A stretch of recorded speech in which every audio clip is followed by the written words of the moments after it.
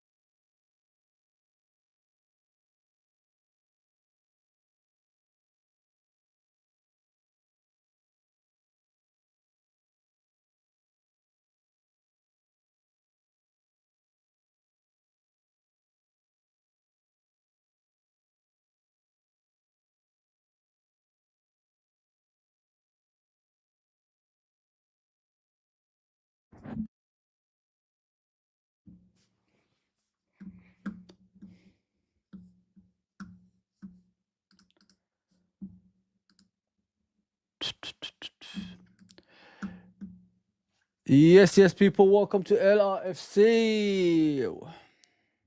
Welcome to LRFC. I hope everybody's well. Please do me a favor, people, hit that subscription button, notification button, and like button, all that good stuff. Today we're going to be discussing, obviously, Liverpool versus Fulham. We're gonna, check out the press conference of Arne. I haven't seen it, like always. I'm new to it, like you. I've just seen a couple of things about injury updates, so we're gonna discuss it as we go along. But we're gonna start with the previous game versus Girona. Liverpool won by 1-0. Mo Salah penalty. Arne Slot didn't seem to be happy from what I've heard, obviously, from him.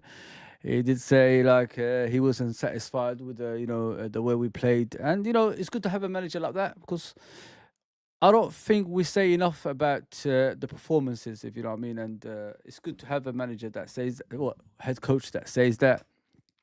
I've always said that in the beginning of the season, I'd rather have a head coach than a manager, and it's working. You know what I mean? When a coach just concentrates on the team, is better than having a manager, because the manager has to do so much more outside the football pitch, if you know what I mean, and outside the training ground, and it's brilliant. It's brilliant. I think this is why this season we're better than we usually are, better than usual, which is.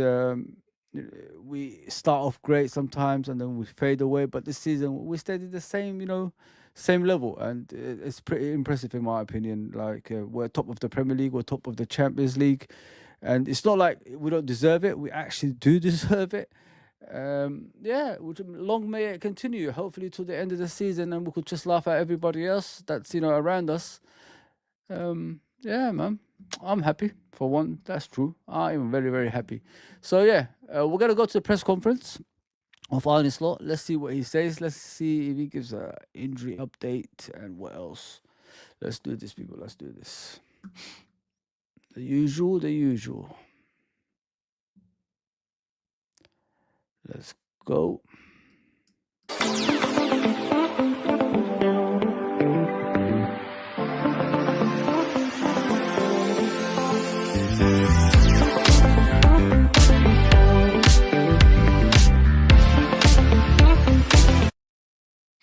Mind you, I haven't seen any of this, so I'm new to it like you. Like I said at the beginning, let me just get to the comments before we start. As you can see, I always write that. Please like, share, subscribe. What's up, Liam? Big up, bro. Big up, big up. I like it. Different people every single time. Smash the likes. Fulham next year. That's what we're going to be speaking about right now. And then we'll just discuss things as we go along. Hopefully, I could find some other stuff other than just a press conference, which is to do with Liverpool Football Club. Transfer window is upon us, so it's not too far. It's a few weeks away. Hopefully, we could get some players ready to come to Liverpool Football Club and help us get over the line, as it always says. But yeah, people hit the comments, hit the likes, and all that stuff. Let's listen to Arne what he's going to say. And I heard there's going to be some contract talks about certain players as always. It's getting to the point. It's becoming boring now, isn't it? Let's go. Unless you can tell us everything has been sorted, obviously Mo, Trent, Virgil. Okay. Arne, unless you can tell us everything has been sorted, obviously Mo, Trent, Virgil, 3 weeks away from officially being able to talk to foreign clubs. What concerns does that give you, if any? Are we naive to think that those kind of conversations have not taken place already? It doesn't worry me. We just accept the situation as it is. So though it's a creative way of asking it in a new way. Did your boss help you with this? No, it's Okay. almost not actually Carl at the back. We had a bit of a discussion beforehand. No. So it's the situation as it is. But they play at a very good club, and they do really well at the moment. So hopefully we can keep it for a long time like this. Well, Mo numbers in particular, and I'm looking at them, 4 goals in his last 3 games, 7 in his last 6, 16 goals for the season in 22, and in the Premier League it's 13 goals and 8 assists in 14 games.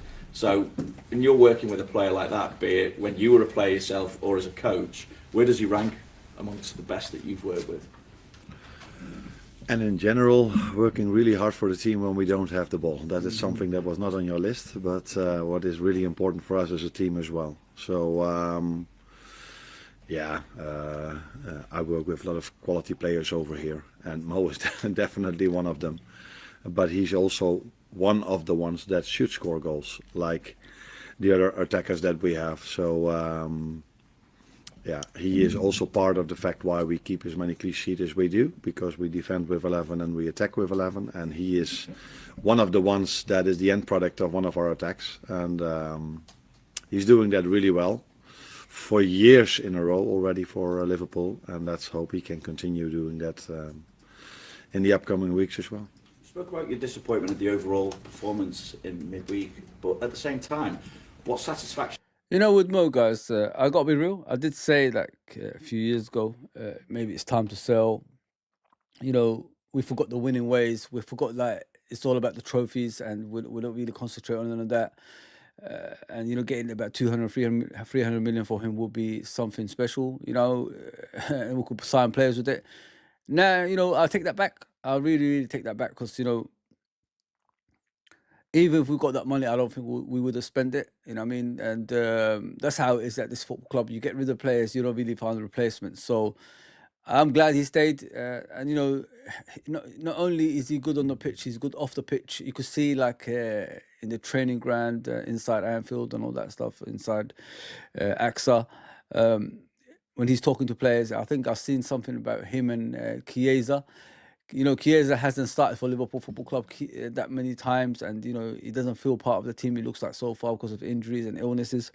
He just said to him, "Come to my house, I'll cook for you," and all that stuff. Just to make Chiesa feel part of the atmosphere around the Liverpool Football Club, and just to show him, he's in a special place, and I like that. I really, really like that. It looks like he's the captain off the pitch as well as on the pitch with Van Dijk and Trent. Alisson, Robertson, all these players that's still at the football club, and I like that. I really, really like that. It shows the humility of the man. He cares about Liverpool Football Club as well as helping out players off the pitch as well. And I commend him for that. Like I said, as soon as I realised there's no resale value for him anymore. Obviously he's scoring a lot of goals. He's still getting better. But keeping him at Liverpool would be good. Sign the contract in and get the contract to go and get the player, to stay as long as possible at Liverpool Football Club. I don't know why we're waiting. I just don't get it. You know what I mean? We're not gonna sign any players anyway, so just get the guy, to sign that contract with Van Dijk and Trent, because you guys are taking too long. Because there's only a few weeks away until January transfer window. As soon as that opens up, they could speak to any club that they want, and maybe in the summer leave. So this is what I'm worried about. But like I said, I apologize in regards to saying for him to leave, to him, not to our fan base, because it's nothing to do with that. It's just getting money for the football club. But this season has been phenomenal. Best player in the world by far, in my opinion, so far. The most consistent player in the Premier League, the most consistent player in Europe. Although some people are saying it's all penalties and all this stuff, but he's still got to score them. He's missed a couple already. So long may it continue. Mo Salah is a phenomenal player, guys. You just got to back him no matter what, man. But yeah, guys, just hit the likes, hit the subscription, all that stuff, and yeah, let's continue with the press conference. Should you take in from the fact that when you're not at your best, you're still able to churn out those kind of results? If we wouldn't have conceded the amount of chances we conceded, I think I would have put a bit more positives about it. Now we also relied on our goalkeeper. So if you don't play well, but you hardly... Yeah, listen, the game against Girona was something not very good to look at. If you look at from performance point of view, the players didn't do well. I thought Girona gave us more problems than most teams, and Alisson had to do a lot of saves. I think, you know what it is, guys? I think the issue with those type of games is our concentrations level. Like, if Alisson is in goal, I think majority of the players are too laid back, if you know what I mean. I don't think they are like fully focused as they are on Kelleher's day, if you know what I mean.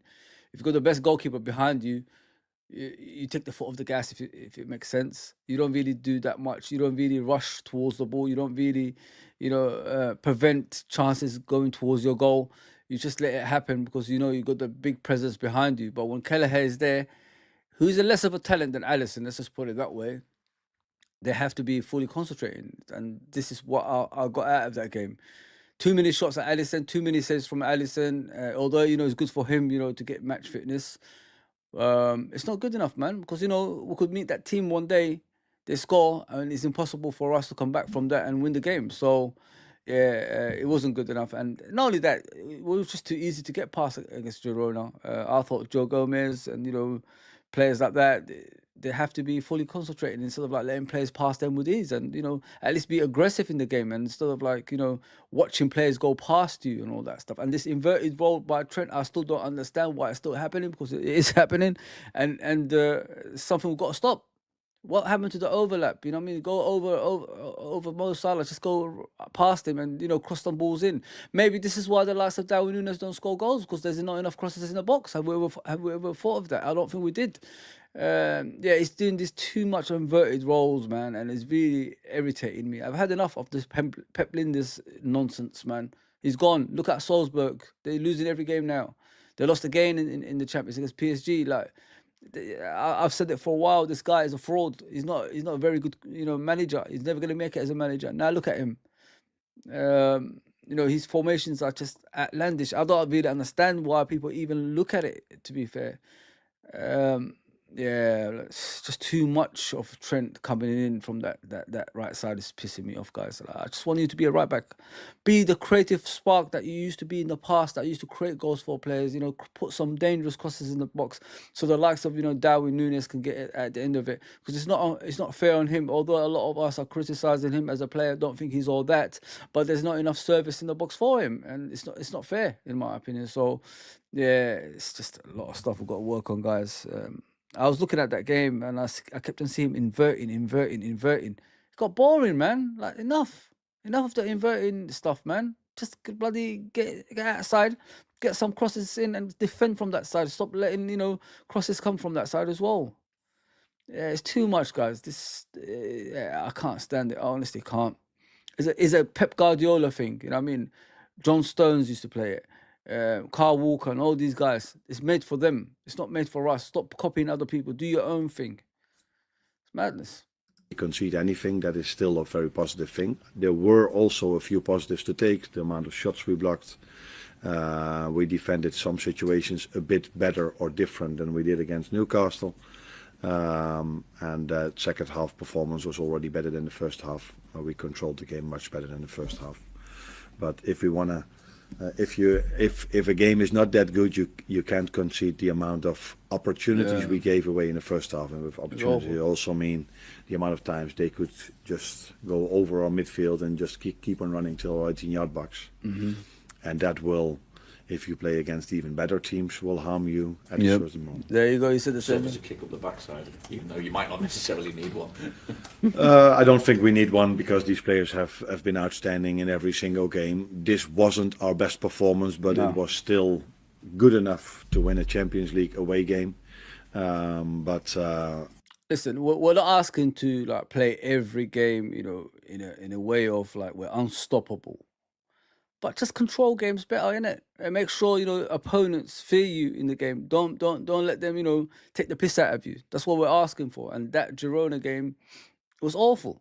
You know what I mean? It was very, very bad. We hardly created a chance. You know what I mean? The penalty was even dubious. You know what I mean? So, yeah, it's just a mess, guys. It's something we've got to sort out, in my opinion. As I said, when Alisson is a goal, I think a lot of players take the foot off the gas because they know, you know, there's a big presence at the back. So they have to step up. No matter what game it is, your form has to be, you know, at the top. Otherwise, like he just said, you're gonna meet that team. It'll be impossible to score past, and that's what we don't want.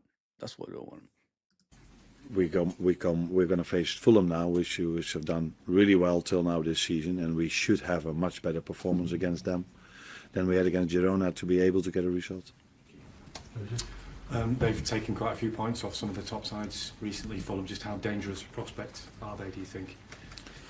Yeah, because of that reason, definitely. But you can only take away points from these teams if you have a lot of quality yourself and you have a good game or a good game plan, and that's what they have. They work really hard as well when they don't have the ball, which is one of the reasons not to concede goals, and that is what they've done against Arsenal. I think they only conceded from a set piece against such an attacking threat as Arsenal. That probably tells you how well they are organized and structured. And they beat Brighton as well, which is a team that is so comfortable with the ball. So probably they're able to defend really strong. They are able to defend really strong. Well, Fulham, since Tottenham, basically, since Wolverhampton, they lost 4-1 against Wolverhampton. That's a strange one. So Tottenham, they drew 1-1 with a man sent off as well away at Tottenham. They beat Brighton by 3-1. That's not an easy game to win. And the last game against Arsenal is 1-1. They were awful against Arsenal. I thought they were horrendous. I could not believe that was Fulham. I was watching, you know, apart from the goal and one more shot on target, I think it was just dominated by Arsenal. There you go, like 2 shots on target the whole game, and you're the home team. You concede possession. You know what I mean? It's around 500 to 300, but yeah, they should have done better, in my opinion, in that game. You're the home team. You normally, you know, have a go at these big teams when you're at home, especially. And I thought Arsenal came over there and just dominated the whole game. They scored from a set piece, Arsenal, but, you know, Jimenez scored a brilliant goal. I thought, like, Raya should have done better. Probably Saliba should have done better as well. Because when Saliba hasn't got Gabriel, Saliba is not the same defender. You know what I mean? He has to come across the pitch to help out. And he did that, but it was too late. By the time he came around to his head, like, yeah, I got to go and defend and help him out. My fellow centre-back, Jimenez scored, you know, obviously took a shot and it went to the bottom corner of the right-hand side of the goalkeeper, Raya. So, yeah, but listen, it's still going to be a difficult game. I remember last season, I think it was like 4-3 or something to Liverpool, or something along those lines, or 3-2. I don't remember. I know it was 1 goal in between because they scored that, we scored, they scored, we scored. I think something like that when it happened. But yeah, it's going to be a hard game, 100%. It's not going to be an easy game at Anfield. We are going to have to, you know, pull our sleeves up and find a way to beat them, 100%. 100%. I'm looking forward to it because I'm going to do the watch along for that. It's 3 o'clock kickoff as well, guys. So tune in, please. Help us out, obviously. Sorry, like I done a late one today. I know I gave you an hour notice, but you know, I'm here to discuss with you guys and you know, listen to Arne slot what he's going to say. As I said, it's not going to be an easy game. Fulham, can have a great game against any team. It doesn't have to be, a team in the bottom half. They could go against the team in the top half as well and cause problems. They've got good players, man. Especially Adamo Traore, and players like that. He gives problems to everybody. I remember him against Man City. Like, he gave Kyle Walker a head start. This is when Kyle Walker, just dropped down. People realize he hasn't got the pace anymore. He gave Kyle Walker a head start, guys. Yeah, kicked the ball in front of him, and then he got to the ball in front of Kyle Walker and just kept on going, and Kyle Walker couldn't catch him. That's how fast Adama Traore is, and he gave a lot of problems. He gave a lot of problems to City. If he had his shooting boots that day, I think he would have scored 2 or 3 goals. Yeah, it was just one of those games. And they always have the threat of being a threat in the counter attack because of the fast players they have up front and the goal scoring abilities they have over there as well. Having Alisson come back into the squad at this time of the season and having had plenty of time to get back to full fitness, do you think you're going to see real benefits from that now, given the fact that he's given a lot of confidence to the side as well? Hopefully. Hopefully the amount of time he needed and we thought he needed to get him back on his best. Listen, there's times in the Premier League you got to say, it's time to get the big players back. No offense against Kelleher or anything like that. I love the guy. I've defended him. When people are having a go at him about the Newcastle goal, but there's a time in the season when the big players are back. You have to say, you know what, it's time to get all those points on the board, and that's what we need to do now, guys. No more pussyfooting around. We've got to play him. He's playing better than him. Anything like that. I don't want any of that. I just want us to get the points on the board to take us, to the Premier League title eventually. If we don't do that right now, in the coming year, especially in the second part of the season, then we've got a problem because that's what caused issues in the past few seasons. We was too relaxed in the second part of the season, and we picked up little injuries here and there, and it cost us the league title. If we didn't have that, and we haven't mucked about around it, maybe we'd have won more league titles than we're sitting on right now, if you know what I mean. So yeah, Alisson has to come back. Jota has to come back. Chiesa needs to start playing. All the injured players have to come back some way, somehow, to make the team better. Because if we just sit around and sitting in and around the other teams being about 2 points, 4 points behind us, they will catch us up. And once they catch us up, we've got a problem. We're going to start probably panicking, and they will take over from us. And when you're at the top, you've got to distance yourself from the rest, man. Because the only time we won the Premier League is when we, took off. The times we didn't win the Premier League is when we're in and around these teams, and screw jobs happen around the corner, and you guys already know what's happened. Last season, the McAllister challenge, the Tottenham away, and there's so many. We could name around 15 points. I think we lost, as far as I'm aware, due to referees' interferences, and we don't want that. We don't want that, something like that. We want to, we want to do it ourselves because we can't trust that. We can't trust that, guys.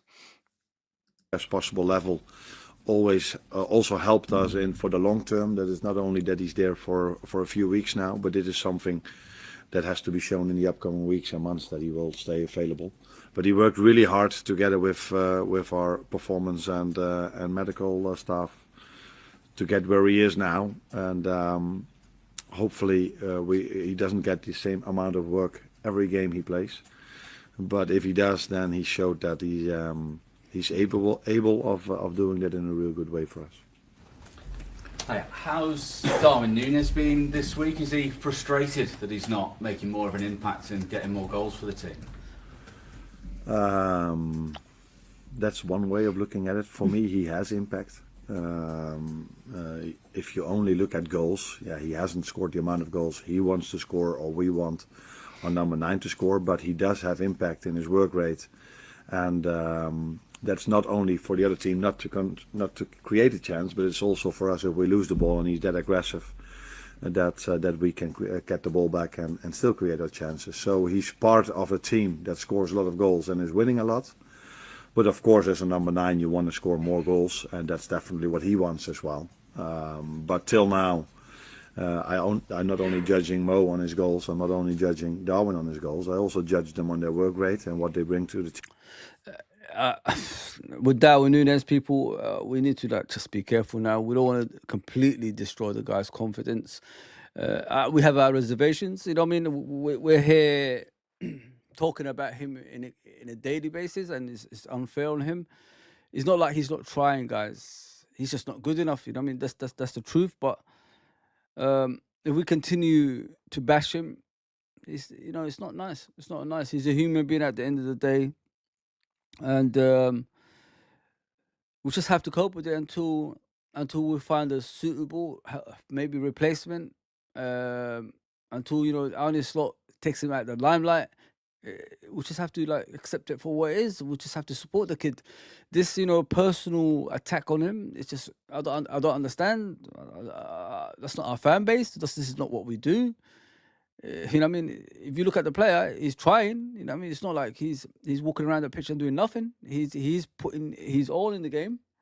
So yeah, we just have to be careful how we go on about this. Like when you're affecting a person mentally, it destroys them. It destroys them completely. You don't want to go through things like that and regret it at the end of the day.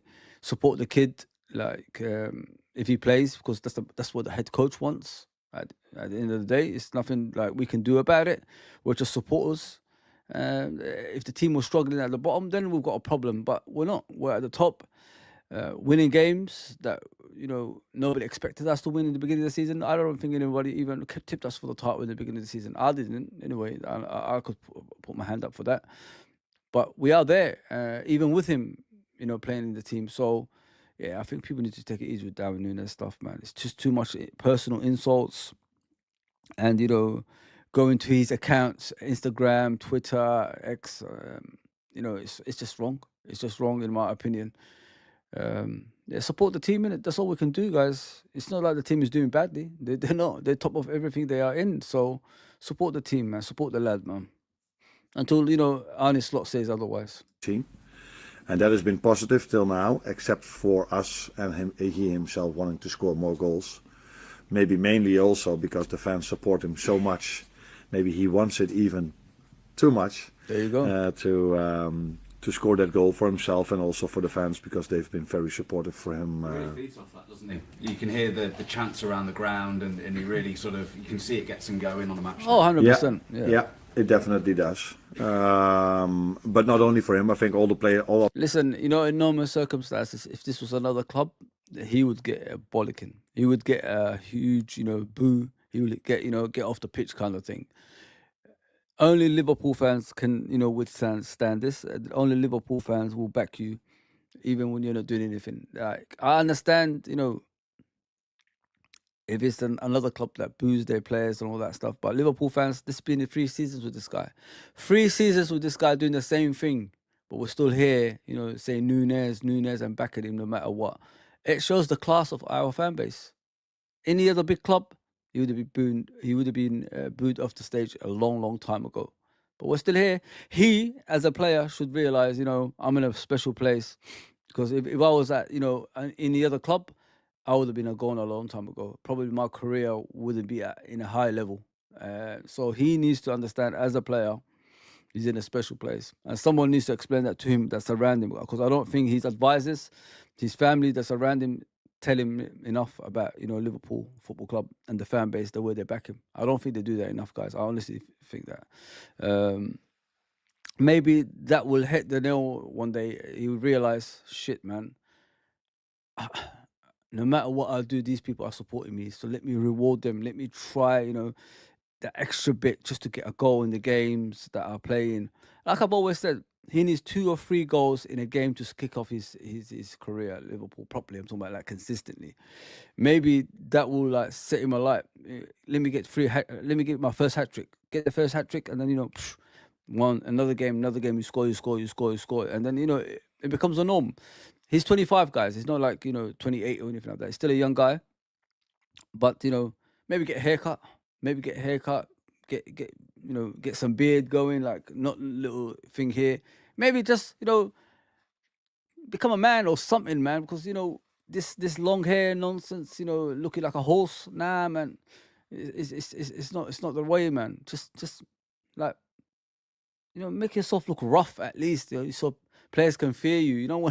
When defenders look at you, they look at a hippie coming towards them. They're not gonna do it. You know what I mean? They're gonna say he ain't gonna score past me today. Nah, not this hippie. He doesn't scare me.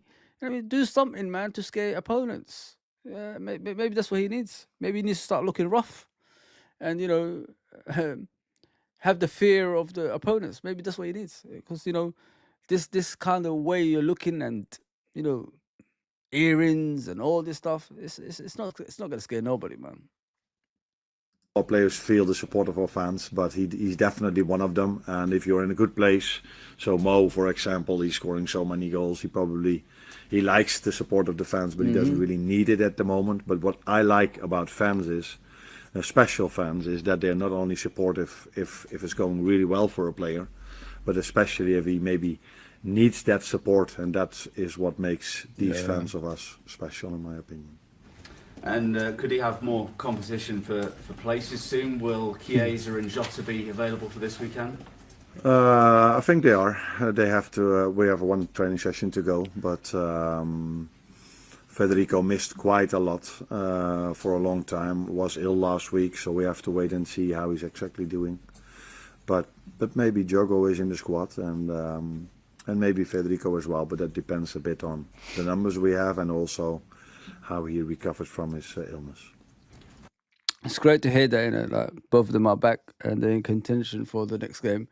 I think it's a bit too early. Maybe keep them on the bench and get them out in the last 20 minutes, 10 minutes, something like that, and or 15 minutes. Yeah, just to get a run out. The thing is, how long are they going to stay fit for? That's the question. Are they going to be here for a bit and then disappear for another 5 months? It's beyond belief, man. Chiesa, I can understand, but Jota, how long can we withstand that? Like, how long can we watch Jota do this to himself, season in and season out? I keep going back to it. He was bought to Liverpool Football Club to be the difference, to be the the guy who comes off the bench, scores goals, the guy who starts games to score goals. And since he's been here, he's just in and out the team. And it's a long-term injuries. This is the annoyingness part of it. You're stopping someone's, progression in the football club in the future with your own, selfishness, which is, you got a rib injury. It's the worst part of it, guys. It's not even an injury that needs operation. That's what I don't understand. I don't know why people just sit there and, defend this stuff. It's not even operation injuries. It's just like a knock or something like that. It's annoying. You're stopping a team progressing. You're stopping a team trying to win championships by always being like this. Guys, I don't know how can you can sit there. It's like, big up Cedric, brother. Big up, brother. I don't know what's going on. Maybe it's, I don't know. Just I just come on just now spontaneously. I haven't given people enough time. It is what it is, isn't it? If it's that, if it's not, I'll still come on. With this guy, it's annoying. Like it's like you employ someone, and he doesn't, and that person doesn't work. How can you, like, as an employer, accept that someone collecting money, not even working? Like, how do you accept that as an employer? I mean, this is your company. And you're watching someone take money out of your company without doing anything. That's an insult. I honestly think they need to start, looking at him in the summer. They need to ask him, like, we need to look at your contract, bro, because you don't do enough. You don't really fight for your place. You're always injured and you're getting paid. That's what's pissing me off, guys. I don't give a shit if he takes us to victory and all that stuff, whatever the people come out with. What victory have we had since he's been here? We haven't won any fucking league titles. We haven't won no Champions Leagues. We won Mickey Mouse Cups, as they call it. Even though I appreciate it, but they call it Mickey Mouse Cups. That's all we won. We haven't done anything since he's been here. Divock Origi had more impact than him. At least Divock Origi at least scores winning goals and with Champions League final goals. I mean, it's beyond belief people defend this, man. How can you have someone as an employee does contributes, no trophies, but yet you defend him. Like, as I said, his injuries is not even operational injuries. It's like impacts in games, muscle or whatever it is. Does he exercise well? Is he strong enough? What is going on? Like, why is it always him? That's what I don't understand. Why is it always him that gets injured, guys? Think about what I'm saying. Not anybody, everybody else gets jumped on. I see Van Dijk, someone drop on his head or on his ribs. He still comes back the next day. Same with Konate recently. Konate all of a sudden is a miracle. He's fit every game until that Hendrick pulled him down and messed up with his knee. Yeah, I can't watch this, man. Big up, it's just too much, guys. Honestly, it's too much. I can't believe people sit here and say he could do whatever he wants, Jota. What do you mean he could do whatever he wants? We haven't won no trophies since he's been here. I'm talking about major trophies. Madness, man. Carl, unless maybe that's your question. I think he has done that. On Darwin, he put a post on social media after the game. At least Darwin is fit. You know what I mean? At least Darwin is there. That's the difference. This is why I felt a bit sorry for Darwin.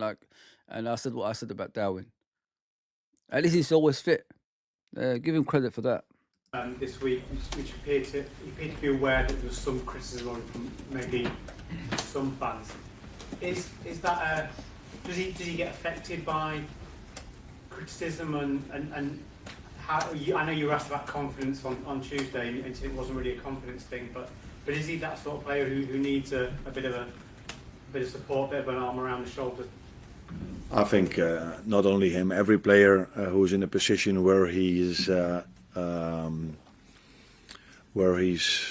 We all saw that they did something with him, that he missed the chances last Wednesday. Was it Wednesday that we played? Tuesday. And I think everybody then needs an arm around you, either it's from a teammate or from the fans or from your manager. That is clear. But I also made it clear to him that he's not only judged on the goals he scores, he's also judged on the team performance, and he adds something to the team performance as well with his work rate and how much he does for us winning the ball back high up on the pitch. So yes, I said it before, ideally he has scored a few goals more, but it's mostly in a season like this. Maybe in a few weeks you will ask me, Mo is not scoring anymore and Darwin is scoring one goal after another. It is the life of a number 9. Sometimes you score, sometimes you don't. But what should be always there is work rate, and I think that's what he had. Listen, nobody has that with his work rate. Darwin Núñez, his work rate is up there with the best in my opinion.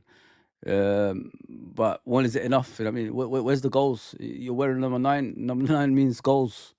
You're not Firmino. You're not the same type of player. Firmino is different. Firmino is a number 10 that sacrifices game to for the benefit of the team to win, which is Mane and Salah to score the goals, and he will chip in with 10 goals a season, 12 goals a season, which was impressive still.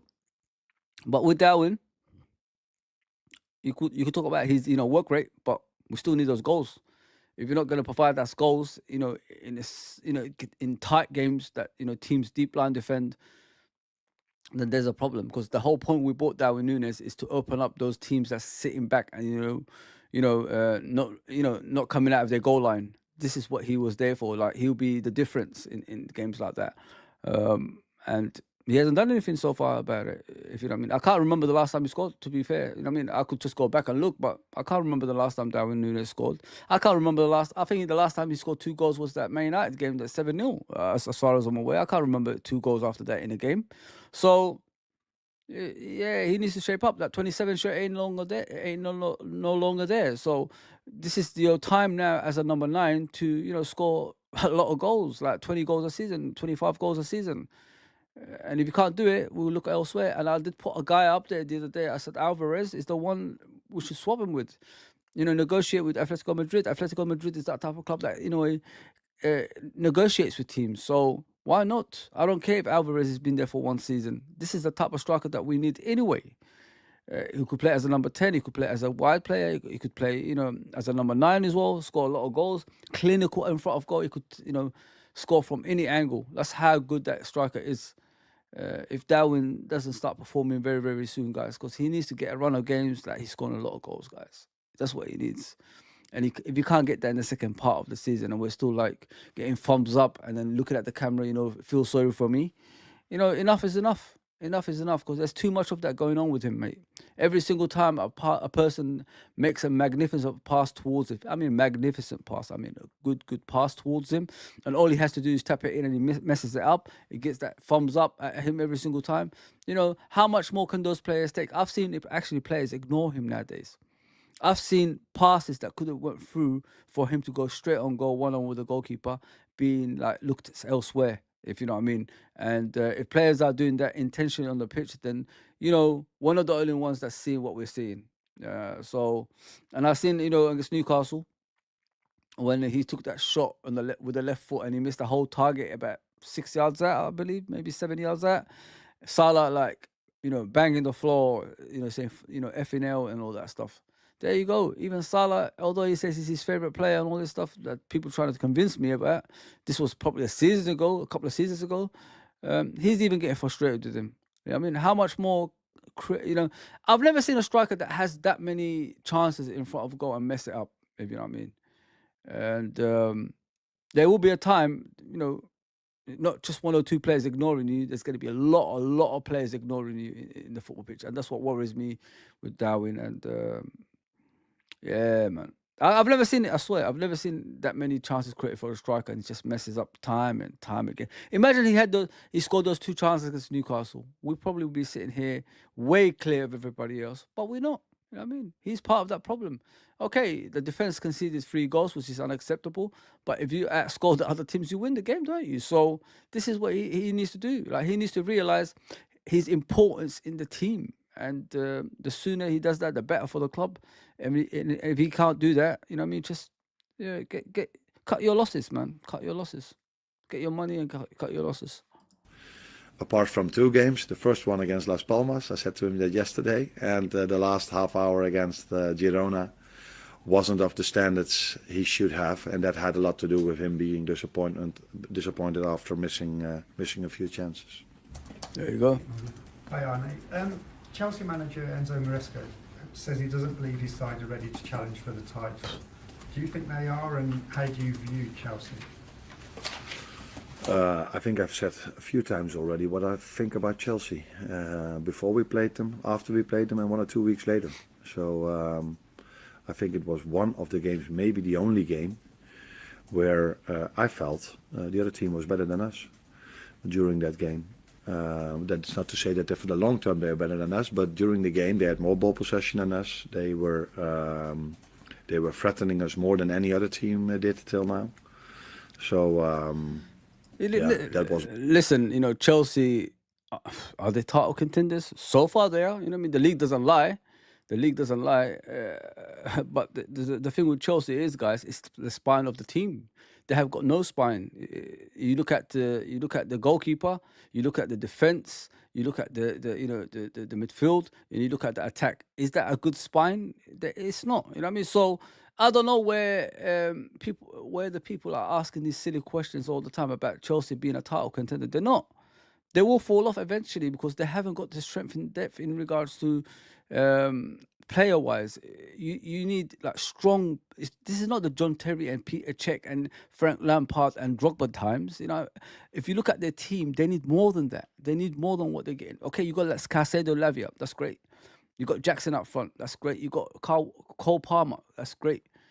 But are they the type of the players that's gonna give you, league titles and all that stuff? No, not just yet. They need to build from the back to the front, and they haven't got that. You look at Liverpool, Alisson, Van Dijk, Konate, Trent. You look at and you could say Robertson, but some people might. You look at the midfield: McAllister, Gravenberch, Szoboszlai, Jones.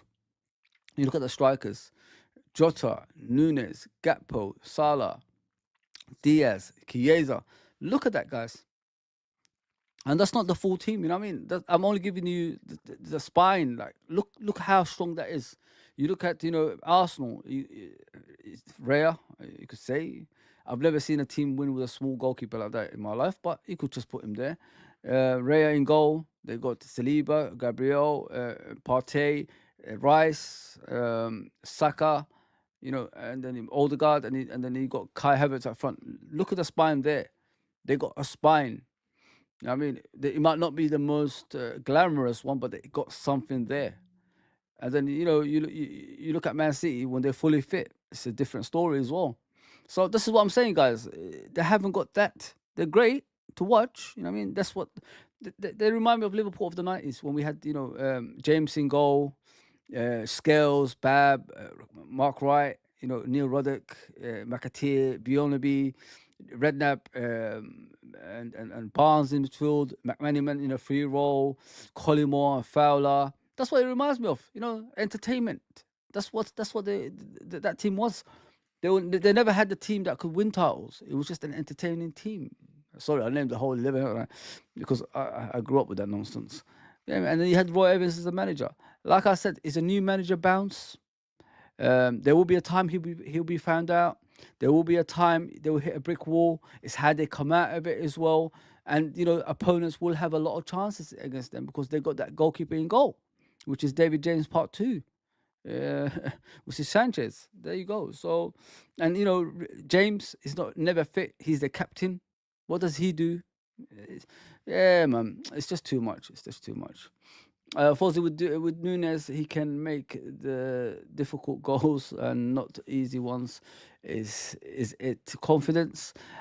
Cedric, I don't think it's confidence, bro. I don't think he's good enough. I gotta be real. I tried to look at every angle, see if I could save this guy as a coach. You know what I mean? Like, what can he do different to make him stand out? There ain't nothing, mate. There's just nothing there, mate. You look at a player, you look at his, like when you play football, you got loose body, innit? Our body is loose. He's got that movement of an amateur, unfortunately, bro. A person that should not play in a high level, kind of, that's what I'm trying to say. A person who should not play in a high level. His body movement doesn't look right. He's finishing in front of goal, which I thought was going to be the best thing about him. It's even worse, man. I can't believe I'm saying that. Because when I saw him at Benfica and I saw him playing against Liverpool, he was clinical. I thought he was going to be, that guy who could score goals from every angle. Nah, man. It's hard to watch that, bro. Yeah, bro. I said it, Cedric. What I look at is the way you are as a footballer, bro. Tactically, physically, everything. And he just doesn't show it for me, man. I wish he can change. I want to give him that. But it's just, yeah, man. It makes me sad saying that because I supported him when he first came. I said, listen, he could work with other stuff, like how to build up play, how to make that pass and all that stuff. But he's done that. Now his finishes is even worse. The worst part of it is, Cedric, he doesn't even get chances anymore, bro. Like in games, we used to see 3 or 4 chances in every game that he played. The chances have gone. That doesn't even exist anymore, which is scary. Because now you sorted out your, build up, hold up play. You pass off now. You don't really do these long balls anymore. You get into the box and all that stuff. But the chances ain't coming no more, man. Which is scary. Which is very, very scary, bro. I like Slot's honesty. Yeah, he's a wicked guy, bro. I love the way he came out after the game and said we was shit. He said we was crap. You know what I mean? We wasn't good enough against Girona. And I like that because we were shit. It was a shit game, man. My opinion about Chelsea back then, and that's still my opinion, but I'm not there to judge what position they will end in the league table. I have to focus on my own team. Exactly.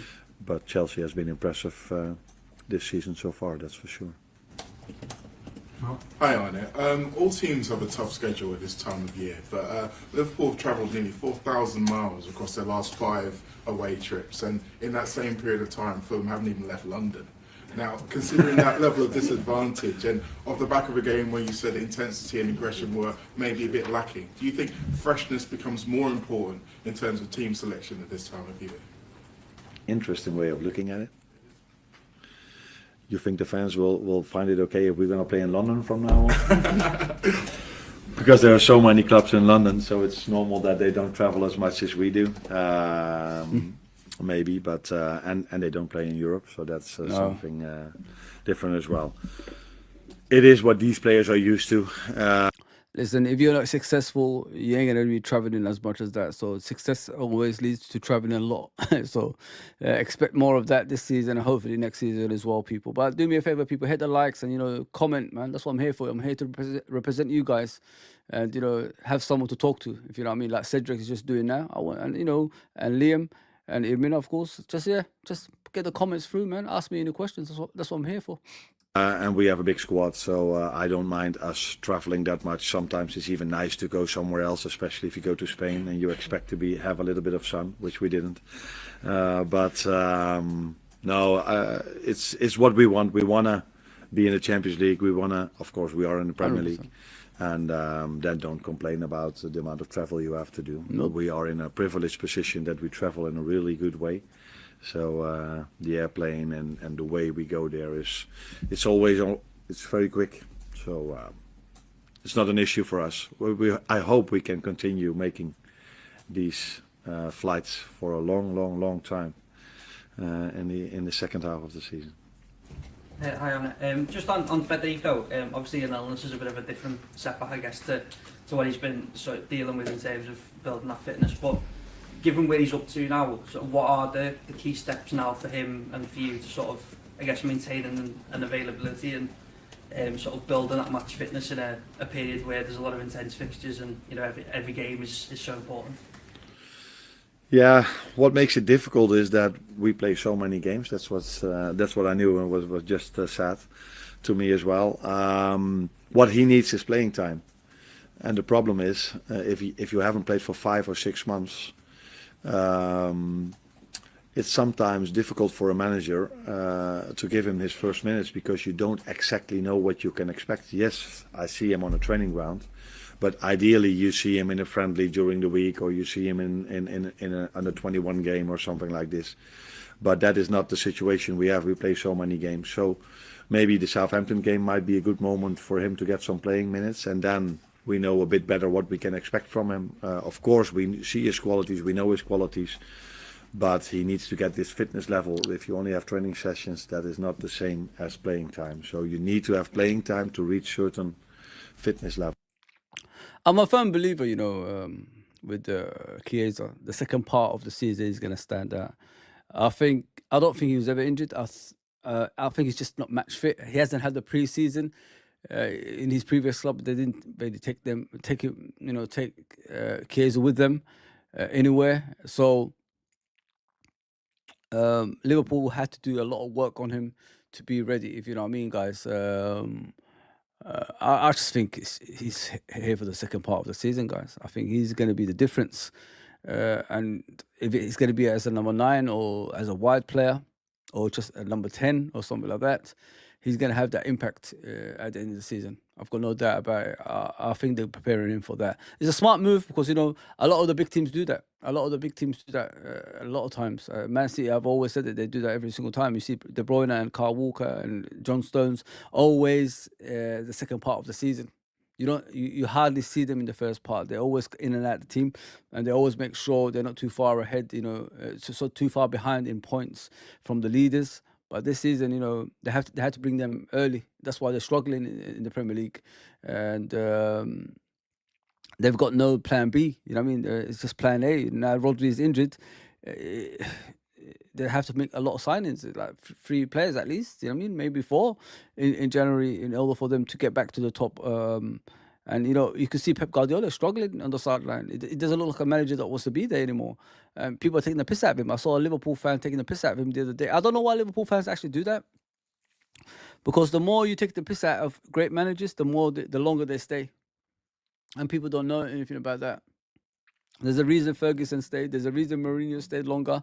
There's a reason, all other managers that compete against Liverpool, that hate Liverpool in a certain way, stayed longer, because we keep making them angry. We keep taking the piss out of them. And I don't know why we do that, because people don't realize that only, causes problems, which is, you know, the managers are willing to stay longer just to knock us off our perch, if you know what I mean. And that's something we need to work on as a fan base.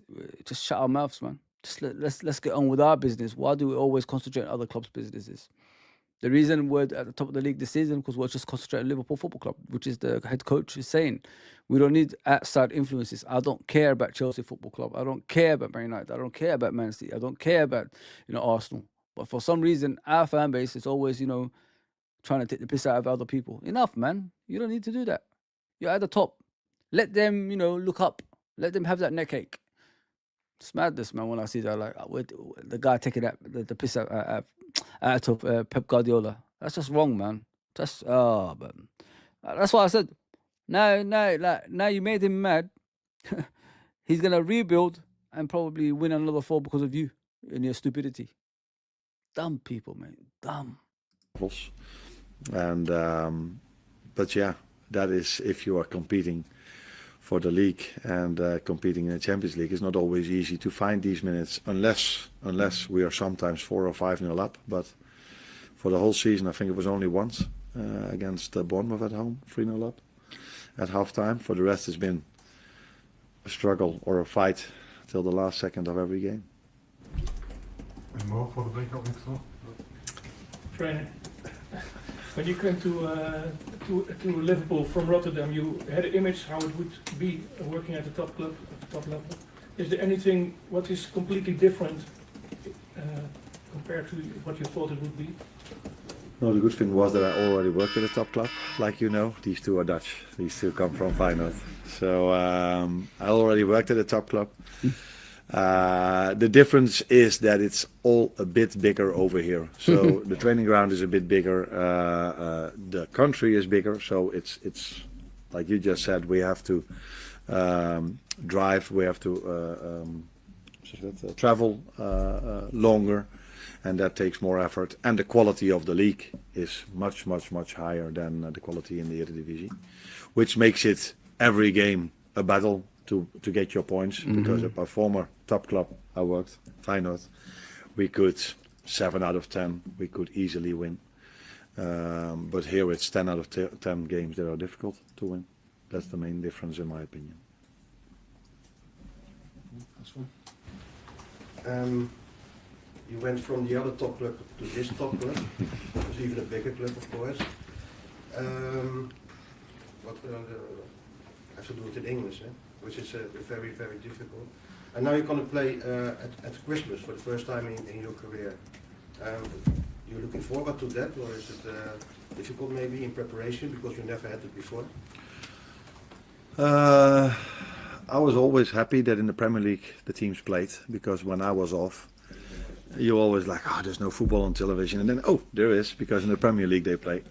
So I was always very happy that the Premier League played. Now, when you're in this league, you sometimes feel, okay, a few days, few weeks off were maybe not good for me, because I had my days off during the international breaks when the national teams played. But I think for the players it would be definitely beneficial for them to have 1 or 2 weeks off. But it is not the situation. And before we played Girona, we had to play Everton, and when that game was cancelled, I was like, okay, maybe that's a good thing. Maybe we have even more energy now to play in Girona.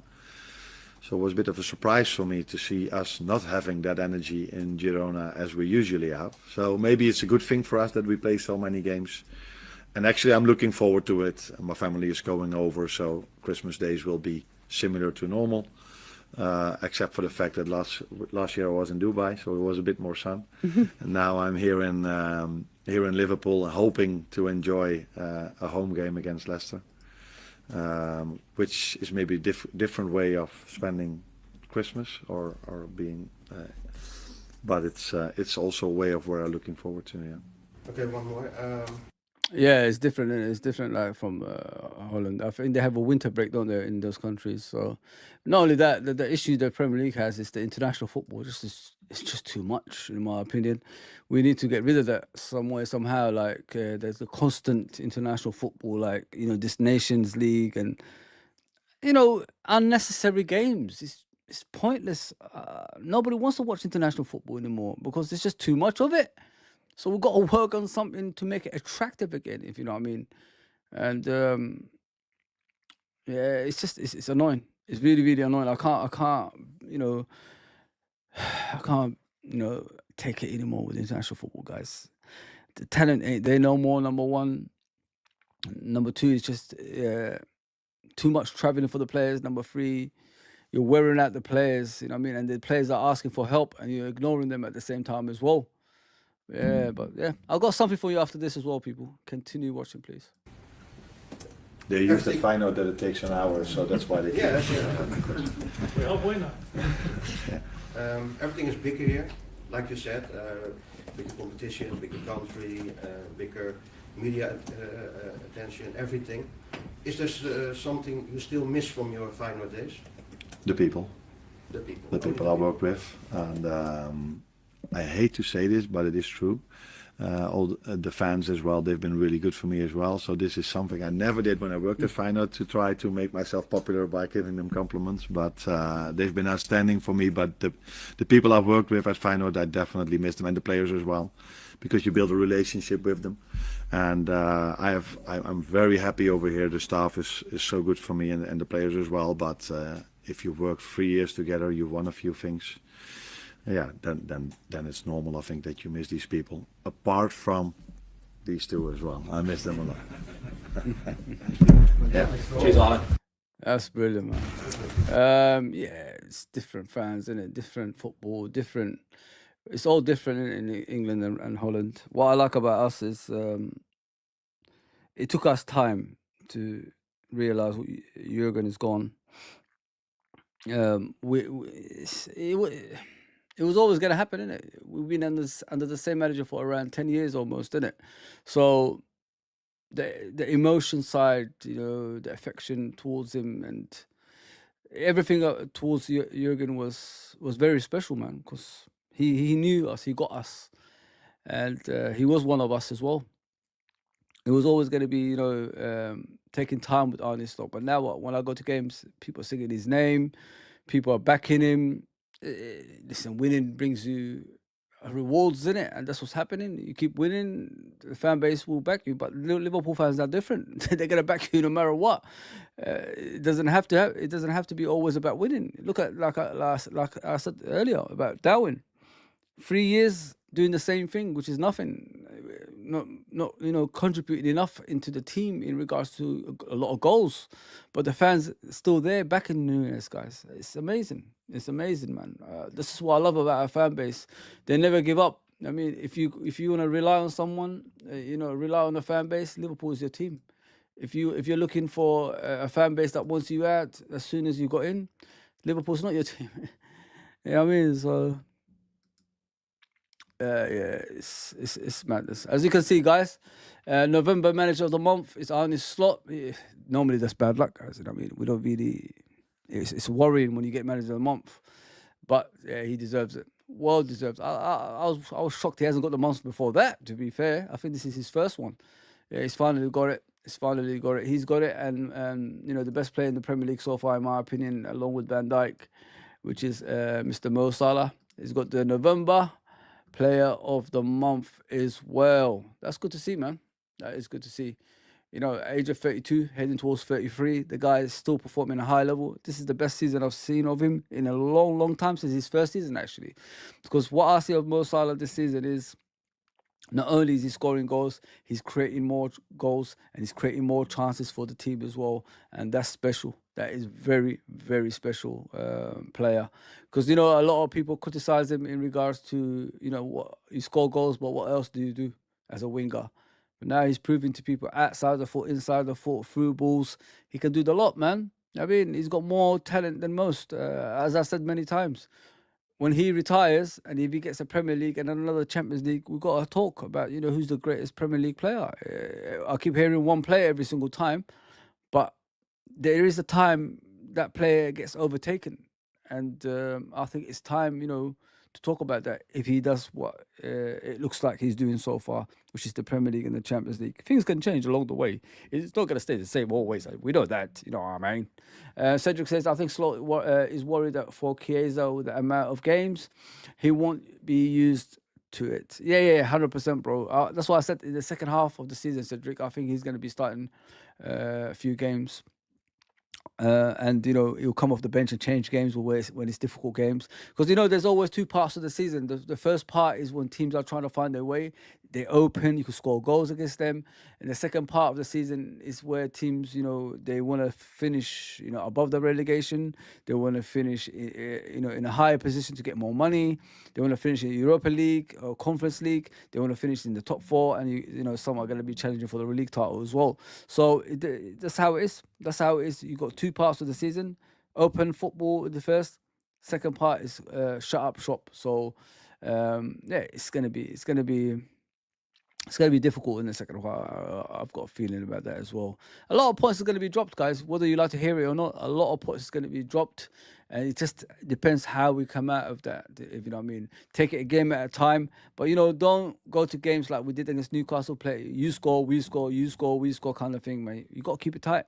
I mean, how can you play against Real Madrid and Man City the way you did the weeks before, and then when it comes to this Newcastle game, you play like that? It doesn't make any sense, man. Just Newcastle. I guarantee if Real Madrid play Newcastle, they get battered. I guarantee you if they play Man City, they get battered as well. But it's just us. I don't know what it is. We always have this thing like in the certain teams, we just have to play like you score, we score. Man, we're not in that stage anymore. This is what I like about Arne Slot as well as a coach. He's willing to bring in the likes of Endo at the end of the game just to shut up shop, just to see the game through for one goal ahead or something like that. Long may it continue. Man, it's great to see Mo Salah Player of the Month and Arne Slot obviously Manager of the Month. 2, in one club. Can't get better than that, can it really? Can't get better than that. Yeah, people, if you're coming on, please hit the likes and subscribe and get in the comments, man. Get in the comments. Mr. Cedric is just dominating it. Support Darwin and Liverpool all the way. Yeah, bro, you have to. We've got to be realistic. If the manager is playing him, what can we do? You know what I mean? If the head coach is playing him, what can we do? All we could do is support him. And that's the type of fans we are. We're not that kind of fans that's going to boo their players when they come on the pitch, because we've got a lot of teams that do that, and we don't want to be part of that nonsense, man. We're Liverpool Football Club. We back our team. You know what I mean? As long as they give us 100% on the pitch, that's all we need, man. I mean, you get the backing. You'll get the backing, and we'll never stop that. I'm just looking around, social media, see what's around. Other than Arne Slot. I see a picture of Jack Grealish. This looks funny. Let me share it with you guys. He's shit, man. I gotta be real. Jack Grealish is absolutely appalling, guys. He's not good enough. Sorry about the noise, people. You look at that. He is awful, man. When a player is just lucky to be at a football club and win championships, that's how it looks to me when I see Jack Grealish. He is awful as a player. I'm sorry, guys. Not for me. Never was, man. Never was. The guy doesn't take football seriously. I mean, you have to do more than what he's doing. But it doesn't, it's just not good enough. He's just that he's only, at Man City by accident, man.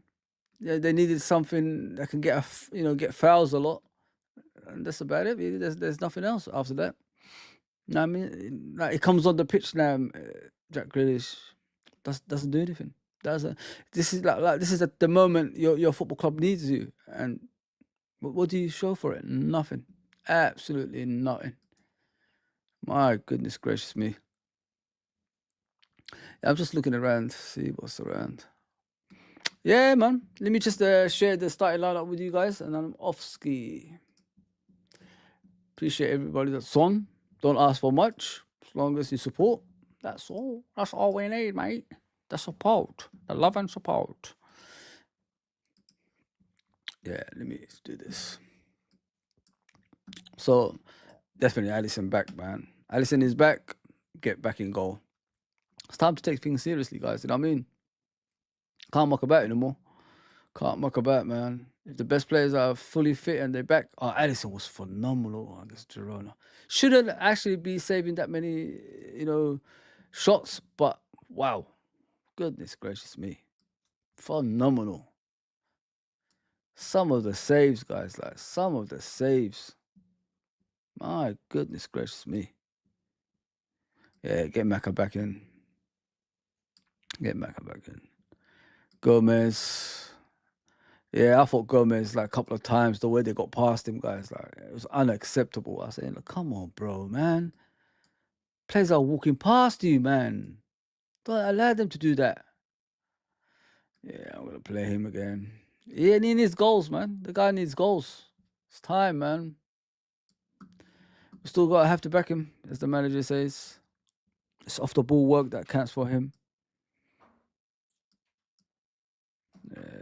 Look at Chiesa's back. That's good. Yeah, this is my team. We could rest. Do you know, like we can actually rest Gravenberch for this game. I think it's just one game too many. You could play these two here. Play McAllister as the DM. Play Jones next to him. Why not?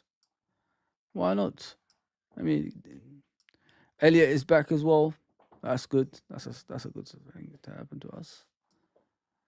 And play Soboslai as a number 10. You know, a lot of people talk about Soboslai, like in regards to his performances. I thought he's been brilliant.